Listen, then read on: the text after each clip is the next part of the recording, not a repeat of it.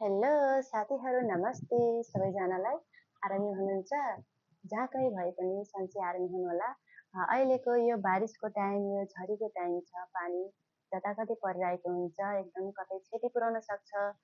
सुरक्षितसँग रहनुहोला, म त्यही भन्न चाहन्छु हजुरहरूलाई। अनि आरामी हुनुहुन्छ होला, जहाँ कतै भए पनि सन्चै हुनुहोला, राम्रै हुनुहोला है त।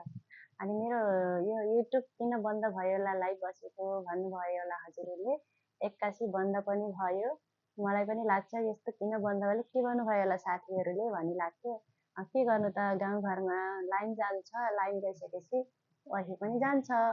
वाइफाई नभएपछि त कहाँबाट चलोस्। त्यस्तै हुन्छ हेर्नु, बेला बेलामा हाम्रो यहाँ गाउँमा लाइन जान्छ कि धेरै। लाइन गएपछि बन्द हुन्छ।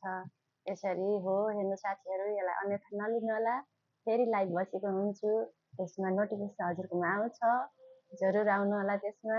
म यति भन्न चाहन्छु। अनि मेरो फेसबुक पनि भर्खर भर्खर नयाँ नयाँ खोलेको छु है। नयाँ नयाँ खोलेको छु, धेरै साथीहरू त हुनुहुन्न, त्यही पनि जानी भए फेसबुकमा पनि जानु होला, लिङ्क छ त्यसमा है त। ल साथीहरू, फेसबुकमा पनि हजुरहरूलाई वेलकम छ, वेलकम है सबैजना साथीहरू। ल सपोर्ट गरौँ है, सबैजना मिलेर अगाडि बढ्नुपर्छ, एकअर्कालाई सपोर्ट गर्नुपर्छ है त साथीहरू। बाई।